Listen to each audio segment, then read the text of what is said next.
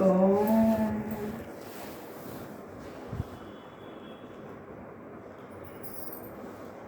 गुरुर्ब्रह्मा गुरुर्विष्णु गुरुर्देवो महेश्वरा, गुरुर् साक्षात् परब्रह्म तस्मै श्री गुरवे नमः।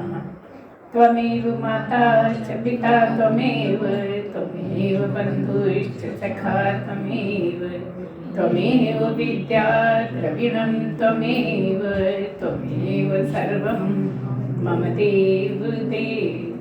सर्वे भवन्तु सुखिनः, सर्वे सन्तु निरामया, सर्वे भद्राणि पश्यन्तु मा कश्चित् दुःखभाग् भवेत्। सच्चिदानंद भगवान की जय। सद्गुरुदेव भगवान की जय। एक प्रश्न है कि ये नित्य क्या है, अनित्य क्या है। जो अनित्य है वो तो हमें असली लगता है, और जो नित्य है वो समझ में ही नहीं आता। ये अक्सर है प्रश्न बार बार। और एक प्रश्न है,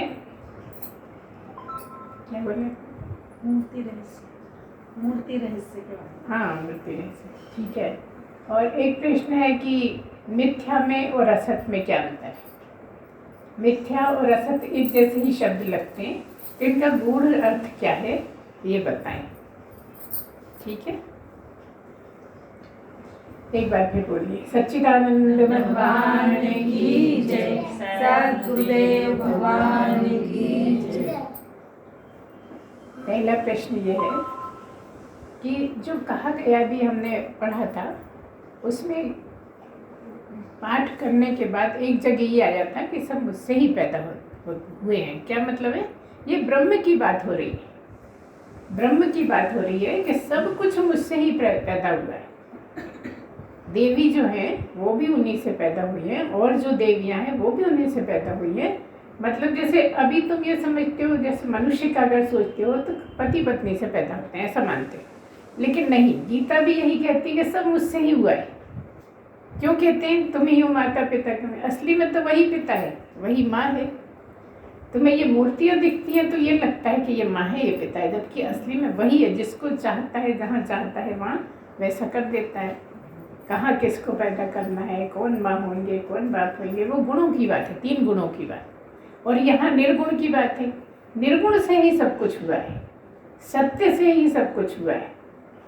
सत्य की बात है ना, सत्य एक ही है। ये ठीक से समझो कि सत्य एक ही है, और वो परमात्मा का नाम ही सत्य है, या सत्य ही परमात्मा है। बाकी सब असत है। जगत में जो भी दिखता है सब असत है, और सत्य परमात्मा ही है। तो असत कैसे मान ले? असत का मतलब है जो बदलता रहता है। संसार लगातार बदलता रहता है, मनुष्य लगातार बदलता रहता है, हर क्षण बदलता है। जब हम किसी को 5 साल बाद 10 साल बाद देते हैं तो कितना अंतर होता है। लेकिन जो उसमें बैठा है उसमें कोई अंतर नहीं होता। वो बूढ़े में भी वैसे ही है, जवान में भी वैसे ही है, बच्चे में भी वैसे ही है, और पेट में है तो भी वैसे ही है। अब आपको कभी कभी क्या सोचने में आता है, क्या 2 होते? पेट में है तो क्या 2 होते? शरीर से 2 हैं, आत्मा तो एक ही है। आत्मा यहाँ ऐसा समझ में आएगा, जब आत्मा को परमात्मा मानोगे तब ये बातें सही लगेंगी। और अगर आत्मा को परमात्मा को अलग अलग मानोगे तो बहुत उलझ जाओगे। बहुत सारी आत्माएं, बहुत सारी आत्मा कैसे हो सकती हैं? बहुत सारी। भगवान के कोई टुकड़े कर सकता है क्या? वो तो एक ही है ना, पूरे ब्रह्मांड में एक ही आत्मा, वही आत्मा है, वही। इसलिए यहाँ पर ये कह देते हैं जो आत्मा सोई परमात्मा। जब भी तुम्हें इसमें कुछ कंफ्यूजन होता है तो ये वाली बात याद रखो कि जो आत्मा सोई परमात्मा। दूसरी जगह सत्संग होते हैं तो उसमें ऐसी मेरी आत्मा, तेरी आत्मा, आत्माएं ऐसे बोला जाता है। कुछ ऐसी संस्थाएं हैं, इनके घर के सामने जो है उसकी बात कर रहे हैं, वहाँ पे यही सिखाया जाता है, मेरी आत्मा, तेरी आत्मा, इतनी सारी आत्माएं। आत्मा दुखी हो रही है, आत्मा रो रही है, आत्मा न रोती है न दुखी होती है, न कुछ भी नहीं होता। जो कुछ होता है इसी में होता है। आत्मा में कुछ भी चेंज नहीं होता, किसी तरह का कोई परिवर्तन होता ही नहीं है, क्योंकि वो सत्य है। आत्मा में कोई परिवर्तन नहीं होता और आत्मा सत्य है तो सत्य में भी कोई परिवर्तन नहीं होता। कितना आसान है समझना कि सत्य में कोई परिवर्तन नहीं होता और इसका उल्टा असत है, असत में परिवर्तन ही परिवर्तन है। इतनी चीज़ें याद रखिए बस कि सत्य में कभी कोई परिवर्तन नहीं आता होता और असत्य में परिवर्तन होता ही रहता है। जगत में भी देख लो, जिसको आप सत असत बोलते हो तो सत्य तो एक ही होगा। आप चाहे इससे बोलो, चाहे इससे बोलो, चाहे इससे बोलो, इससे बोलो, अगर सत्य बोल रहे हो तो एक ही रहेगा, 1000 से बोल लो। लेकिन असत्य है तो आपने झूठ बोल दिया, पकड़ाने लगे तो दूसरा झूठ बोल दिया, फिर उससे पकड़ाने लगे तीसरा झूठ बोल दिया, लगातार झूठ बोलते जा रहे हैं। क्या मतलब? लगातार बदल रहा है। क्यों? सत्य को, अब झूठ को सत्य कैसे बनाओगे? सत्य को तो झूठ बना लेते हैं। कैसे बनाए? सत्य को झूठ कोई बना नहीं सकता, आप यही कहोगे ना। लेकिन सत्य को झूठ कैसे बना लेते हैं? असली 100 का नोट और नकली 100 का नेट, है ना। लेकिन अगर कोई नकली 30 का नोट बना ले तो आप मानोगे? धोखे में कब आओगे? जब 100 का हो या 500 का हो या 20 का हो या 10 का हो तो धोखे में आ सकते हो। लेकिन कोई 7 का नोट ले आए तो कैसे मान लोगे? है ना। जब भी नकल होगी तो सत्य को लेके असत होएगा, असत को लेके सत्य नहीं हो सकता। मतलब क्या है? असत कभी परमात्मा नहीं हो सकता।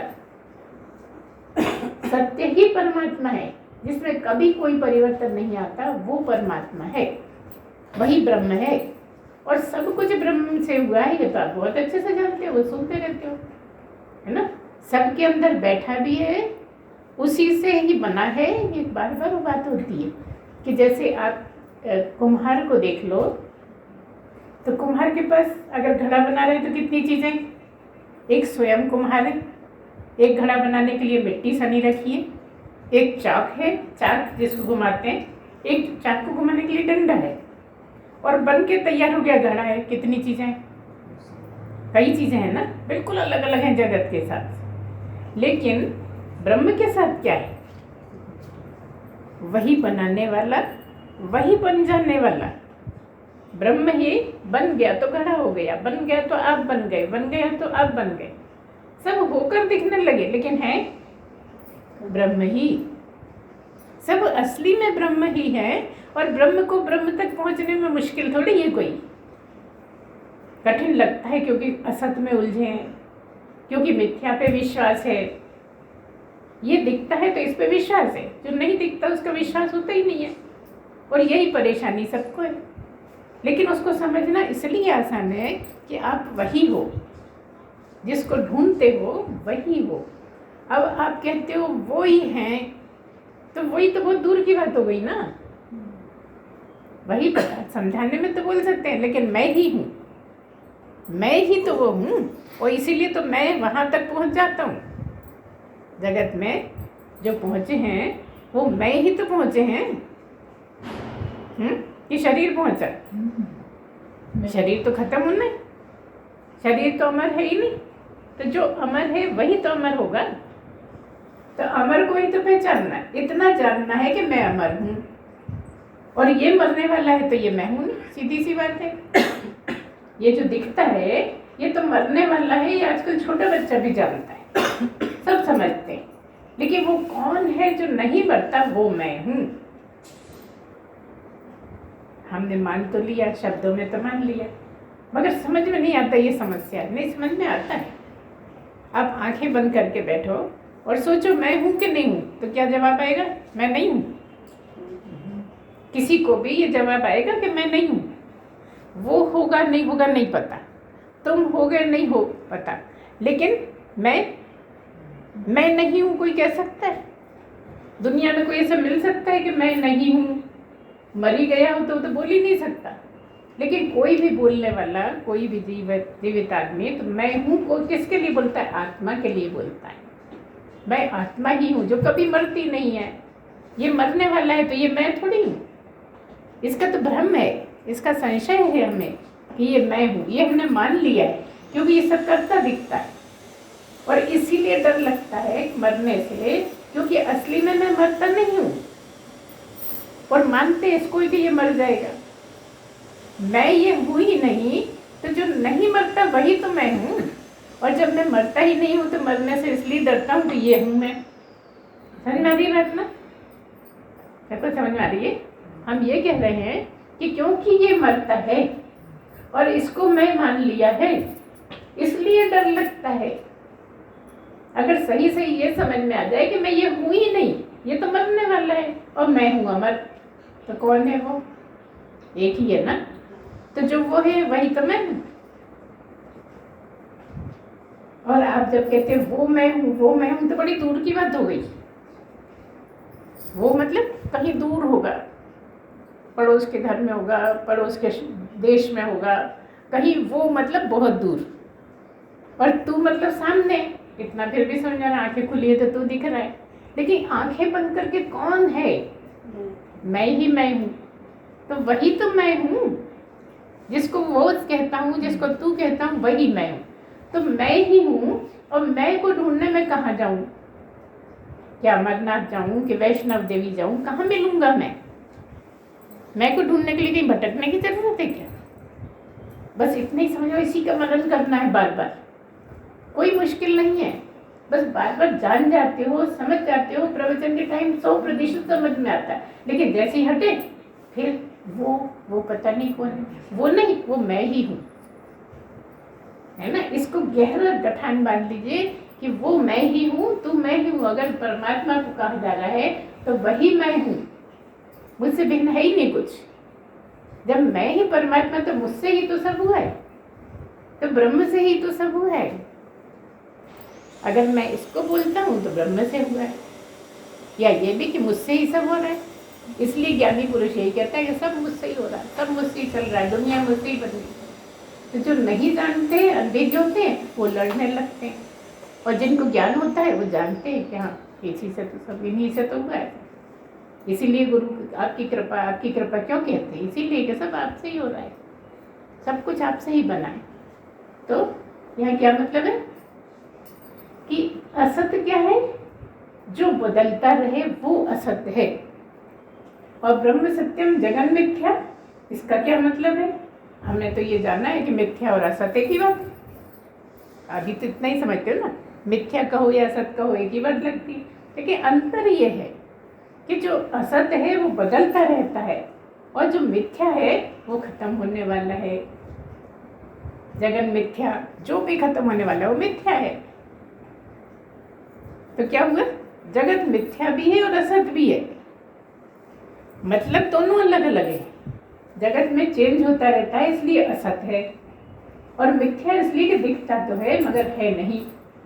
सब उपजा है ना, परमात्मा से सब उपजा है, पहले कुछ नहीं था, ब्रह्म से ही उपजा है सब। तो जो हुआ है, दिख रहा है, वो खत्म भी हो जाता है। तो जो खत्म होने वाला है वो मिथ्या है, जो परिवर्तित होता है वो, बोलिए, असत्य है ना। स्पष्ट हुआ? जो लगातार दोनों का संसार के लिए कहा जा रहा है, लेकिन शब्द के मायने अलग अलग, लगातार बदल रहा है, हर क्षण बदल रहा है, इसलिए असत्य है। जैसे कि शाम का वक्त है, धुंधले का टाइम है, हम बाहर से दौड़ते जा रहे हैं जल्दी जल्दी में, इतने में एकदम सांप दिखा, अरे सांप, पीछे हट गए, गिर गए डर के मारे। कई बार हो जाता है ऐसे कि बहुत ज़्यादा डर गए, अरे सांप, डर गए। लेकिन कोई टॉर्च लेके आया और टॉर्च जलाई तो दिख गया, तो सांप भी, पाइप भी हो सकता है और रस्सी भी हो सकती है। धुंधलके में वही जिसको सांप कह रहे हो, थोड़ा समझ में आया कि सांप नहीं है तो रस्सी दिखने लगी, और ध्यान से देखा तो पाइप दिख रहा है, और ध्यान से देखा तो लग रहा नहीं कोई बाथरूम होके गया यहाँ, बस लाइन सी है काली काली, और ऐसा लग रहा है जैसे सांप है, जो कुछ भी नहीं, उससे डर गए। सचमुच में वो कुछ भी नहीं है, डरने की चीज़ है ही नहीं, लेकिन डर गए। तो ये दोनों मतलब इससे समझने के, जो बदल रहा है क्या हुआ? असत है, सांप नहीं है वो, या तो पाइप पड़ा होगा, या फिर रस्सी पड़ी होगी, या कोई बाथरूम होकर गया होगा, पेशाब की लाइन बनी होगी। इसी तरह आपने देखा होगा जब बड़ी बड़ी टंकियाँ हम लोगों के टाइम पे स्कूलों में हुआ करती थी, बीच में एक बड़ी टंकी, उसमें अगर कोई पाइप पड़ा है या डंडा पड़ा है, डंडा भी पड़ा है, रॉड पड़ी है कोई, तो वो टेढ़ी दिखती है, पानी में सीधी नहीं दिखती है। ऐसा लगता है कि टेढ़ी है, सीधी सीधी नहीं है, और निकालो तो बिल्कुल सीधी है। जो दिखता है वो होता नहीं, जो दिखता है वो टिकता नहीं। ये मतलब है सीधा, कि जो दिखता है, जो हमें दिखते हुए ऐसा लग रहा है कैसा है, वो है नहीं, वो तो बिल्कुल सीधी है और दिख रही थी टेढ़ी, है ना।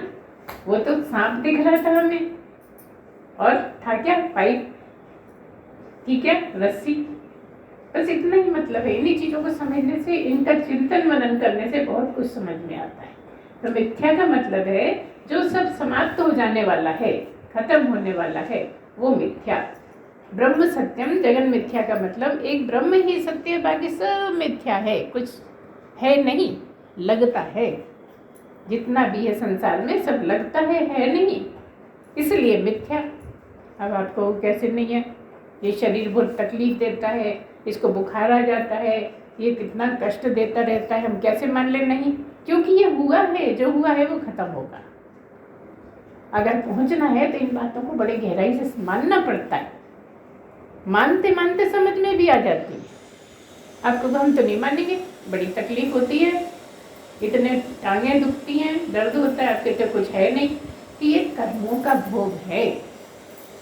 वो कहाँ से आएगा, कैसे भोगोगे, ये सब आपको भोगना पड़ेगा, अपने अपने कर्मों का नतीजा है।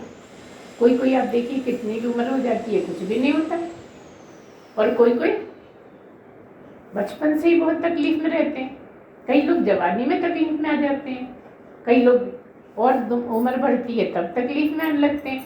तो सबका अपना अपना। अब आप कहोगे कि नहीं उनका क्या कोई पाप नहीं, उनका खूब पाप है, और नहीं है तो अभी पाप बहुत बना लिए, है ना। इसलिए हमारे गुरुदेव एक कहा करते हैं कि तपसो राज, राजसो नरक। क्या मतलब है, जब बहुत तप किया तो उसके फल में हमें राजा बनने को मिल गया, राज करने को मिल गया। और जब राजा बन गए तो इतने अहंकार में आ गए, इसको मार रहे हैं, उसको पीट रहे हैं, इसको परेशान कर रहे हैं, तो आप नरक भोग लिए। हमेशा ज़्यादा खुशी टाइम में रहने वाले ही नरक ज़्यादा भोगते। तो ऐसी सावधानी जो बरत पाए कि अच्छे से भी रहे, बहुत अमीरी में भी रहे, लेकिन तब भी उसके पैर जमीन पर टिके रहे, वो पा लेते हैं परमात्मा। नहीं तो कहीं भी देखो, ज़्यादा पैसा आया तो बिगड़ गए, ज़्यादा लाड़ प्यार होने लगा तो बिगड़ गए, क्योंकि नशे में है, आपका दिमाग नशे में है। जब नशे में रहोगे तो कहीं भी गिरोगे, कहीं भी चोट लगेगी। इसलिए हमेशा मनुष्य को होश में रहना जरूरी है। अब वो कैसे होश में रहे, माता पिता सिखाए या खुद की अकल आ जाए। अब बचपन में कई बार माँ बाप नहीं सिखा पाते, 2-2 4-4 बच्चे किस को सिखाएंगे, इसको छोटे को संभालें कि बड़े को सिखाने बैठे, ऐसा हो जाता है। लेकिन जैसे ही थोड़े समझदार हुए तो उनकी इस तरह की बुद्धि बना दो कि वो स्वयं सोचें, स्वयं सही गलत में अंतर कर पाए। अगर सही गलत में अंतर करेंगे तो बहुत सुधर जाते हैं। कई बच्चों को देखिए बचपन में बहुत बिगड़े रहते हैं, लेकिन बड़े होकर बड़े डिसेंट, बहुत जोरदार, बहुत एकदम ऐसे इम्प्रेसिव, सामने अरे ये वही बच्चा है, इतना उद्यमी, इतना शैतान, कि हम तो घर में नहीं आने देते थे, आज ये इतना होता है ना। और कई बार देखिए बड़े शालीन बच्चे होते हैं, बड़े अच्छे होते हैं, लेकिन लाड़ प्यार में इतने बिगड़ जाते हैं कि गुंडे बन जाते हैं। देखिए दोनों संभावना है जगत में। तो हमें करना क्या है, हमें सही बातें सिखानी है लगातार। जब तक हमारी सुनते हैं तब तक सिखा सकते हो, जहाँ थोड़े बड़े हुए वो आपको सिखाने लगेंगे, सही समय पे सिखा दो, उसी में भलाएंगे। इसलिए सब ऐसी बातें हैं जो आपको अब बुढ़ापे में क्या सीखोगे, लेकिन दूसरों को कह सकते हो, बोल सकते हो। एक बहुत गलती हुआ करती है हम लोगों के साथ, दादियों के साथ ज़्यादा होती है, कि अगर किसी बात पे माँ ने डांटा, झट से छीन के ले आइए, आजा मेरे बेटा, अरे इसको मार दिया, अरे गलत करा, देखो कितना परेशान करती है, मैं हूँ प्यार कर, बस यही गलती हो जाती है। यहीं पे आपने बच्चे की नींव गलत डाल दी। जिस टाइम पे कोई डांट रहा है तो डांटने दो, जब ठंडा हो, थोड़ा मामला ठंडा हो, तब समझो, नहीं बेटा गलत काम नहीं करते, मम्मी डांटेगी पे, वो जो डर मुश्किल से बन रहा है उसको बने रहने दो। और जहाँ डरना नहीं है वहाँ ऐसी बातें बताओ कि नहीं, डरने की कोई जरूरत नहीं, अंधेरे में भी कोई डर नहीं है, भगवान सब जगह रहता है, कोई परेशानी नहीं है। इस तरह का बहुत ज़रूरी है समझना।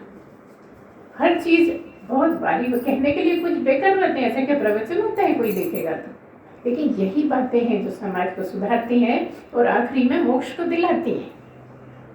भगवान का नाम जपना बहुत अच्छी बात है, वो जरूरी है मन को शुद्ध करना, लेकिन जब तक आदतें अच्छी नहीं होंगी तब तक मार्ग में आगे नहीं बढ़ा जा सकेगा। और करोगे भी जब तो ऊपर ऊपर, आप 24 घंटे करते रहोगे लेकिन हाथ कुछ नहीं आएगा। और जब आपके सही ढंग होंगे, सही संस्कार होंगे तो वो अंदर बैठता जाएगा। जैसे हम कहते हैं ना कि चित्त में बहुत कचरा है तो कैसे निकालोगे, नाम जप से निकालोगे। नाम जप असर करेगा तो बैठेगा ना, नहीं तो आप पूरी जिंदगी रटते रहिए, कुछ नहीं होना है। तो क्या कहते हैं हम, ये कहते हैं कि होठों से नहीं मन से जपना सीखो। जब मन से जाप होने लगेगा तो वो कमाई इकट्ठी होने लगी। और जब तक होठों से जपोगे तो कहोगे अरे बरसों से जप रहे कुछ नहीं होता, फालतू की बात। नहीं नहीं, कहीं गलती होगी, कुछ ना कुछ गलती होगी जो नहीं हो रहा। इसीलिए सदगुरु की जरूरत है, सदगुरु ही बता पाता है ऐसी बातें। और सदगुरु के साथ यही बातें ज़्यादा होती हैं कि आपका जीवन सुधारें, आपके जीवन का रहने का तरीका बताएं, कहाँ गलती हो सकती है, क्या करना है क्या नहीं। इसीलिए सदगुरु की ज़रूरत होती है कि वो बताए कि ये मिथ्या है, ये जगत जो है ये मिथ्या है, ये हुआ है, ये खत्म हो जाएगा। तो जो भी दिखता है वो सब समझ लीजिए। अब आपको इतना समझ में आ गया होगा कि जो भी परिवर्तन हो रहे हैं वो असत्य है। और जो बिल्कुल सदा एक सा रहता है, जिसमें कोई परिवर्तन नहीं होता, वो दुनिया में ढूंढे ढूंढे कोई चीज़ नहीं मिलेगी। वो केवल परमात्मा है जो दिखता ही नहीं है, लेकिन उसमें चेंज नहीं आता है ना। और जिसमें चेंज आता है वो असत है, वो बदलता ही रहता है। और मिथ्या मतलब हुआ है खत्म हो जाएगा, सारा संसार हुआ है खत्म हो जाएगा, इसलिए मिथ्या है। ब्रह्म सत्यम, सत्य क्या है, एक ब्रह्म ही है। और जगत मिथ्या मतलब जो खत्म हो जाने वाला वो जगत कहलाता है। तो जगत में ये भी आता है, ये खत्म होने वाला है तो जगत ही है। जैसे पूरा जगत है, पूरा ब्रह्मांड है, ऐसा एक ये भी हमारे पास जगत के रूप में मिला हुआ है, यही जगत है। तो इसलिए कहते हैं कि जगत को छोड़ो, कहते हैं ना शरीर को छोड़ो, मतलब जगत को छोड़ो। अब हम पास पड़ोसियों को छोड़ते हैं, अरे हमें तो किसी से लगाव नहीं है, नहीं सबसे लगाव रहेगा, लेकिन छूट जाने का मतलब है कि आसक्ति छूट गई।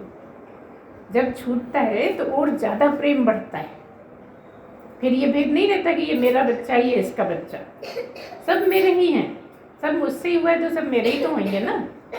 बढ़ जाता है प्रेम। जबकि यहाँ पे कुछ सिखाओ नहीं, हमने तो सब छोड़ दिया गुरु माँ, अब हम किसी से बात भी नहीं, किसने मना करा बात करने का। प्रेम से बात करो ना, अच्छे से बात करो ना। कोई गाली भी दे देता तो सह पाओ ना, ये चीज़ें बढ़ाओ। सहन शक्ति वो आती है षट संपत्ति में। षट संपत्ति की बात क्यों इतनी करते हैं कि आप वो सब अपने अंदर लाओ, धीरे धीरे कोशिश करो, सहन शक्ति बढ़ाओ, गुरु को श्रद्धा करो, है ना। हर तरह का वैराग्य कैसे करना है ये समझो। वैराग्य मतलब आलू बैंगन मत छोड़ने की बात नहीं है, छोड़ते हो तो ठीक है, आपको नुकसान करते हैं बिल्कुल छोड़ दो, लेकिन आलू बैंगन कद्दू छोड़ने की बात नहीं है। बात क्या है कि अपने कर्मों के फल की इच्छा छोड़ दे। बस जो कर्म करा उससे आशा बन जाती कि अब ऐसा होएगा, अब ऐसा होएगा, अब इसका फल मिलेगा। बस अगर कर्मों के फल से आसक्ति छूट गई तो जगत भी छूट जाएगा। जगत छूटना बड़ा मुश्किल है, लेकिन इस तरह से छूट जाता है और सब जगत में ही रहते हैं। कौन सा महात्मा जगत से बाहर चला गया? जगत छूट गया का मतलब ये है कि जो आसक्त था जगत में अब आसक्त नहीं है। उसके लिए मेरी माँ तेरी माँ बराबर हो गई, है ना। कैसे हो गई बराबर? कि मेरी माँ और मेरा बेटा, तो मेरी माँ और तेरी माँ बराबर कैसे हुई? जो मेरी माँ है, जो इसकी माँ है, वो मेरी पत्नी, कैसे बराबर? इसीलिए महात्मा की पत्नी भी माँ हो जाती है। समझिए बात को क्या कह रहे हैं। जो महात्मा होते हैं उनके लिए उनकी पत्नी भी माँ की दृष्टि से देखने लगता है, वो कामना वासना खत्म हो जाती है। इसी को महात्मा बोलते हैं, है ना। तो जब आपकी वासना खत्म होगी तो सब में माँ दिखने लगेगी, फिर पत्नी भी दिखेगी। अब ये आपको बड़ी गलत बात लगेगी कि अरे पत्नी को पत्नी को बहन बनाने में कोई परेशानी नहीं, पत्नी को एक उम्र के बाद माँ बनाने में कोई परेशानी नहीं, लेकिन बहन को पत्नी नहीं बना सकते, माँ को पत्नी नहीं बना सकते। फर्क समझिए क्या बात हो रही है ना। इन दोनों में कितना फर्क है। हमारे गुरुदेव तो ये कहते हैं कि 60 साल के बाद पत्नी को माँ की दृष्टि से देखो। क्यों कहते हैं? क्योंकि आप इस मार्ग पे आगे चल रहे हो, आप मोक्ष चाहते हो, तो कहीं ना कहीं आसक्ति बनी रहेगी, तो आप कैसे छोड़ोगे जगह। आपने खूब भोग लिया, बच्चे पैदा कर लिए, सब कर लिया, अब तो छोड़ो, इसलिए ऐसा बोलते हैं। तो ये बड़ी गहरी गहरी बातें हैं जो सोचना, समझना, मानना और करना, उस पर चलना मुश्किल होता है। कई लोग तो इसीलिए भाग जाते हैं, लोग कैसी बातें करते हैं। ये कोई होता है क्या कि पत्नी को माँ समझो? कोई कहेगा तो बहुत गलत सिखाते हैं, लेकिन यही सही है। ये हिंदू धर्म की जो बातें हैं ना, बड़ी ऊंची हैं, समझ में नहीं आती। हम हिंदू याद में भूल गया था, हिंदू को पता ही नहीं है हमारे यहाँ क्या मान्यता है।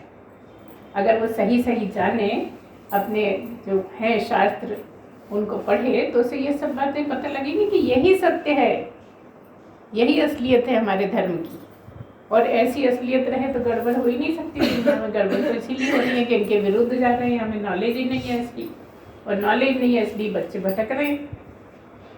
तो आप इसको जब गहराई से समझेंगे तो समझ में आएगा कि जगत कैसे मिथ्या है, जगत कैसे असत्य है, असत क्या है, मिथ्या क्या है, सत्य क्या है, ब्रह्म क्या है। जो ब्रह्म है वही सत्य है, परमात्मा ही सत्य है। अब आप कहोगे भगवान सत्य है कि असत्य है? बताइए क्या लगता है आपको?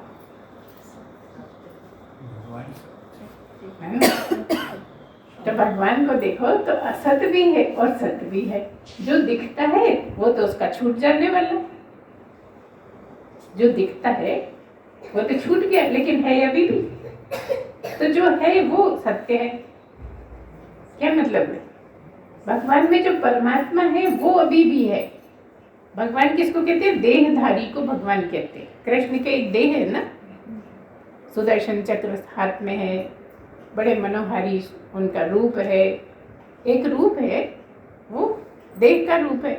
लेकिन उसमें रहने वाला कौन है, जिसमें कोई चेंज नहीं आता? छूट भी गया लेकिन वो है अभी, वह कृष्ण है। ऐसे ही राम का, ठीक है आप धनुर्धारी को मानते हो, धनुर्धारी पूजे, आपको मूर्ति बनानी है धनुर्धारी बनाओगे राम को, है ना। लेकिन राम थे कौन, समझना ये यहाँ का सब्जेक्ट कि राम कौन थे। राम के शरीर में जो आत्मा परमात्मा है वही राम है। जिस शरीरधारी ने परमात्मा को समझ लिया वो राम हो गए, जिस शरीरधारी ने कृष्ण को समझ लिया वो कृष्ण हो गए। आज के ज़माने में भी हो रहे हैं राम भी और कृष्ण भी, इसीलिए कि इष्ट होता है। जिस इष्ट को आप मानते हो और आपका मोक्ष हो गया तो वही आप हो गए, ऐसा मानते हैं। तो इस तरह से आपके लिए बड़ा आसान है समझने के लिए। अगर सद्गुरु मिल जाएगा तो कुछ मुश्किल नहीं होता, बस आपकी लगन हो, आपकी तीव्र इच्छा हो तो सब समझ में आता है। इतनी कठिन नहीं है। क्यों कठिन लगता है बताइए? अशुद्धि बहुत है इसलिए कठिन लगता है। मन को शुद्ध कर लोगे तो बिल्कुल सरल है, कुछ कठिनाई है ही नहीं इसमें। मन क्यों है मलिन, क्यों हो गया मन? कहीं झूठ बोल रहे हैं, कहीं कपट कर रहे हैं, कहीं छल कर रहे हैं, कहीं धोखे दे रहे हैं, तरह तरह के जो ये कर्म करते हैं ना, उससे हमारा मन मलिन हो गया है। और मन मलिन हो जाने के कारण मन मस्तिष्क को ये बातें भाती नहीं, समझ में भी आती हैं, सुनते में आनंद भी आता है, लेकिन बैठती नहीं है क्योंकि वहाँ गंदगी भरी है। गंदगी साफ हो तो वो बैठे। तो क्या करना है? बस साफ करना है। साफ कैसे करोगे? नाम जप करना। दो ही चीज़ें हैं, या तो ये जो गुरु समझाता है उसका चिंतन मनन करो, लेकिन गलत नहीं। और अगर ये कठिन लगता है तो नाम जप करो, लेकिन होठों से नहीं, हम बार बार कहते हैं, होठों से नहीं, मन से नाम जप होने लगे तो आपका मन शुद्ध हो जाएगा। क्योंकि क्या है परमात्मा? मुक्ति क्या है? नित्य शुद्ध बुद्ध मुक्त। आप भी अभी के अभी नित्य शुद्ध बुद्ध मुक्त हो। अभी तो न शुद्ध हो न बुद्ध हो। जिसकी बुद्धि बहुत अच्छी हो गई, जो ठीक ठीक समझने लगा, वो महात्मा हो गया। जिसका चित्त साफ हो गया वो महात्मा हो गया। जिसका मन गिर गया वो महात्मा। अरे मन कैसे गिराएंगे बहन? अरे मन तो बड़ा गिरा गिरा हो रहा है, वो अलग अर्थ हो गया, है ना। मन गिर गया मतलब मन के बांधने से मत बंधो। मन जो कहता है, दिमाग दिया है, बुद्धि से सोचो समझो, सही गलत का निर्णय करो, उस पे चलो, बुद्ध हो जाओगे आप। अभी आप बुद्धि का मानते ही नहीं हो, अभी मन ही मन का मानते हो। मन जिधर खींच के ले जाता है उसी के पीछे चल देते हो, अब बुद्धि भी उसी का कहना मानने लगती है। जबकि बुद्धि की ऊपर जगह, बुद्धि की सीट ऊंची है, मन की सीट नीचे है।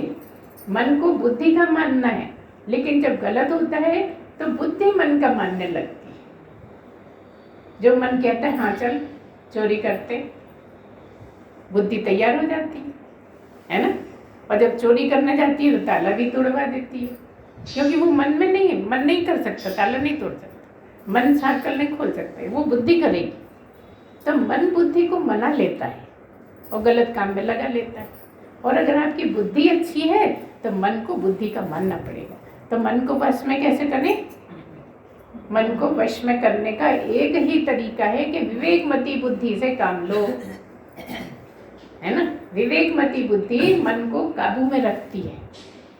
बुद्धि मतलब आपके घोड़ों की लगाम। कौन? जो पकड़े बैठा है, कृष्ण, है ना। कृष्ण बैठे ना, अर्जुन तो बाण चला रहा है, कृष्ण घोड़ों की लगाम उनके हाथ में, चाहे इधर ले जाते तो बुद्धि तो के हाथ में लगाम है, तो सही चल रहे हो। और मन घोड़े, इंद्रियां घोड़े। अब इंद्रियां इधर उधर भाग रही हैं, कोई इंद्री इधर भाग रही है, कोई इंद्री उधर भाग रही है, कोई इंद्री उधर।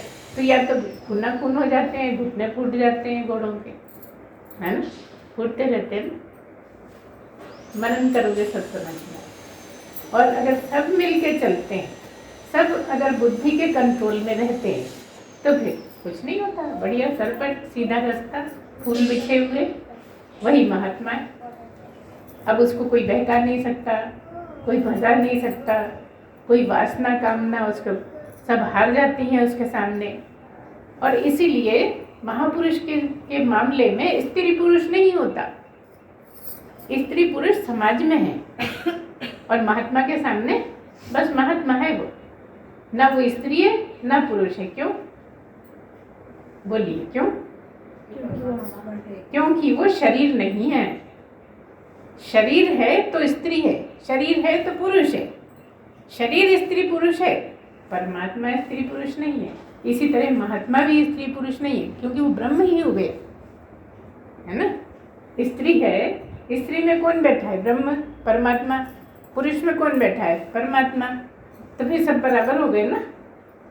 कठिन तो है, पहली बार में समझ में नहीं आता है, लेकिन बार बार समझने से आने लगता है। और दिमाग भी बहुत पैना हो जाता है, क्योंकि इसमें दिमाग लगाना पड़ता है। ऐसा नहीं है कि लापरवाही से सुन रहे हैं, कथा मजा आ रही है। ये तो बहुत एकाग्रता से सुनने की बातें हैं। जितनी ज़्यादा एकाग्रता से सुनोगे उतनी आपकी सफाई होगी, और जितनी सफाई होगी उतना आपका काम बनेगा, मतलब भवसागर पार होता जाएगा। क्यों? क्योंकि वो जो पाप कर्म पड़े हैं वो कटते चले जाएंगे, और जितने कटते चले जाएंगे उतनी आप परमात्मा की तरफ बढ़ते चले जाओगे। इसलिए ये वाले जो प्रवचन है ना, बहुत ऊंचे माने जाते हैं कि मैं ही ब्रह्म हूँ, मैं ही परमात्मा हूँ। भरोसा ही नहीं होता, मैं कैसे हो सकता हूँ। अब देखिए, बहुत आसान है, समझने मुश्किल नहीं है। 84 लाख योनियाँ है ना, सब जानते हैं। हिंदुओं में तो सब जानते हैं, मानते हैं कि 84 लाख योनियाँ हैं। अब ये बताओ कि 84 लाख योनियों में तुम कहाँ खड़े हो? गाय से नीचे हो कि कुत्ते से नीचे हो कि घोड़े से नीचे हो, किससे नीचे हो? सबसे ऊपर। बोलिए। सबसे ऊपर हो, बाकी सब आपसे नीचे हैं। और आपसे ऊपर कौन है? बस एक ही है ऊपर। तो ऊपर जाना चाहते हो तो वो, और नीचे जाना चाहते हो तो सारा संसार पड़ा है। गलत काम कर लो, 84 में फिर घूमो। और ऊपर जाना चाहते हो तो विवेकमती बुद्धि से काम लो और उसी की सीट पे बैठ जाओ, तुम्हारी मर्जी, कोई मजबूरी नहीं। इसलिए भगवान ने स्वतंत्र छोड़ा है कि मजबूरी कुछ नहीं है तेरे साथ। मजबूरी गाय के साथ है, मजबूरी कुत्ते के साथ है, मजबूरी कीड़े के साथ है, मजबूरी मछली चौपाई के साथ है। तेरे साथ कोई मजबूरी नहीं, क्योंकि तुझे मैंने स्वतंत्रता दी है। केवल मनुष्य जन्म में ही स्वतंत्रता मिली है, तो उसका आप गलत उपयोग कर लेते हो और फिर चले जाते हो 84 में। सबसे इतनी ऊंची बुद्धि मिली है कि आप हर तरह का चिंतन मनन कर सकते हो और अपने को सुधार सकते हो, लेकिन नहीं सुधारते, गलत करते रहते हो, है ना। और गलत करने का ही फल ये है कि फिर नीचे चले जाते हो। इतनी मुश्किल से जो सबसे श्रेष्ठ जगह दी थी वो आपने सब बेकार कर दी। तो इस तरह से है बहुत आसान, लेकिन है कठिन भी, क्योंकि मनोरंजन नहीं है यहाँ पे ज़्यादा, है ना। तरह तरह के सुहावनी बातें नहीं है, और हमारे प्रवचनों में तो बिल्कुल ही नहीं है भैया, समझ लेना। बहुत रूखे सूखे, जो अपने मन को इतना काबू कर पाए ना कि हमारे साथ बैठ पाए, बस वही सुन सकता है, नहीं तो एक दो बार सुनेगा भाग जाएगा। लेकिन आप जैसे मजबूत लोग हैं जो हिम्मत करके बैठ जाते हैं और सुनते रहते हैं। क्यों बैठे हैं आप लोग, क्यों बैठ जाते हैं? क्योंकि आपका मन काफी शुद्ध हो गया है। यहाँ बैठना भी जबरदस्ती नहीं कर सकते, जिसकी जैसी स्थिति है वैसा प्रवचन अच्छा लगेगा, नहीं तो उठ के भागेगा, नहीं हम तो बाहर जा रहे हैं। वो बहुत अच्छा बोलते हैं, बहुत हंसाते हैं, बहुत मनोरंजन करते हैं। तो अभी आपका स्तर वैसा ही, अभी वही सुनो।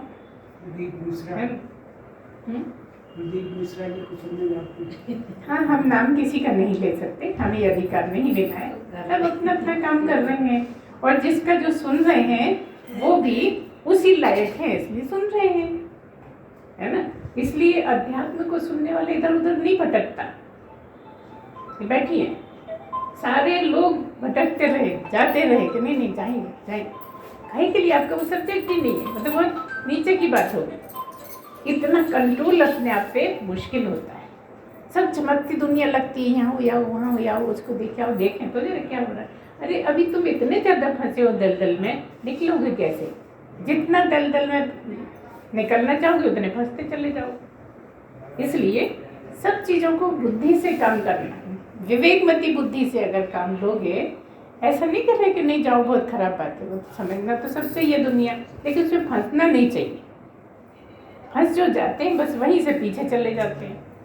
सब कुछ आता है, सब समझ में आता है हमें, लेकिन हम फिर भटक के पीछे, जो हमें मन को जो खींचता है बस उधर चले जाते हैं। और मन को तो सब ऐसी चीज़ें ज़्यादा खींचती हैं। जो बुद्धि को खींचता है वो कौन है? वो एक ही है। अगर सच्चा प्यार हो जाए तो आंखों से आंसू बहने लगते। वो कौन है? क्या दुनिया के दुख से आंसू बह सकते, लेकिन उसके याद से आंसू बहने लगते। कहते हैं ना, जो भी ज़्यादा डूबे हैं वो समझते हैं इस बात को कि कई बार इतना प्रेम उमड़ता है, बार बार जब हम उनकी पुस्तकें पढ़ते हैं, उसकी चर्चा करते हैं, तो आंसू की धार लगने लगती है। और यही कारण है कि जब सच्चा गुरु मिल जाता है तो भी आपका मन ऐसे ही हो जाता है, बिल्कुल लगातार धार बहने लगती है। अगर आप नकल में गुरु बना रहे हो तो बात अलग है। आपका मन जिनसे मिलता हो वो अपने आप आकर्षण हो जाता है, वही भाता है, वही अच्छा लगता है। तो इस तरह से बहुत आसान बातें हैं, कठिन नहीं है, लेकिन कठिन लगती हैं क्योंकि मन साफ नहीं हो पा रहा, इसलिए लगती है। अब ये लोग तो बहुत अच्छे समझते हैं, सुनते रहते हैं, तो बहुत सही जवाब भी देते रहते हैं। अब जो नहीं सुनते वो ज़्यादा सुन नहीं पाते, और सुन नहीं पाते इसलिए कर्म नहीं करते, और कर्म नहीं करते इसलिए पीछे चले जाते हैं। तो यहाँ मनुष्य जन्म में तो एक ही तरीका है कर्म काटने का कि किसी प्राप्त पुरुष की वाणी का फायदा लें, उसी का लाभ लें। जितना ज़्यादा लाभ लेंगे उतने ही आपको सही गलत में फ़र्क दिखने लगेगा। और जितना फ़र्क दिखेगा उतना आप अपने आप ऊपर उठा पाओगे। सीधी सी बात है ना कि सही गलत में फ़र्क लगे तब तो हम सही को पकड़ें। अब फ़र्क ही नहीं लगता, हर चीज़ चमकती हुई लगती है। हर चीज़ चमकती हुई होती है, वो सोना नहीं होती। हर चमकता हुआ कांच का टुकड़ा हीरा नहीं होता। ये कौन बताएगा? ये बुद्धि बताएगी, है ना? क्योंकि वो जौहरी को तो लाओगे नहीं पकड़ के। तुम्हारे पास भी है ना जौहरी की नजर, उसी से देखो तभी समझ में आता जाए। जितना बढ़ते जाओगे, जितना समझते जाओगे, उतना ऊपर उठते जाओगे। जितना ऊपर उठते जाओगे तो बस एक ही सीढ़ी बची है, अब 2-4 सीढ़ी नहीं है ऊपर जाने के। अगला कदम उठाया कि और गिरो तो गिरते चले जाओ, फिर तो कोई लिमिट ही नहीं है। पहली सीढ़ी पे भी आ जाते हैं, इतना गिर जाते हैं, इतना गिर जाते हैं कि इतने बारीक वाले कीड़े बन जाते हैं जो आंखों से भी नहीं दिखते। ऐसी बातें हैं, यहाँ बहुत मुश्किल नहीं है, आसान आसानी है। बस मन लग जाए, भाने लगे, ये किसी तरह हमें अच्छी लगने लगे। तो जब आप सबको पार करते हुए मन को साफ करके उसी जगह पहुंच जाते हो जहाँ ब्रह्म सत्यम, तो ब्रह्म ही हो जाते हो, है ना? अब साफ साफ समझ में आने लगा कि जगत मिथ्या, जिसमें मैं फंसा था वो मिथ्या है।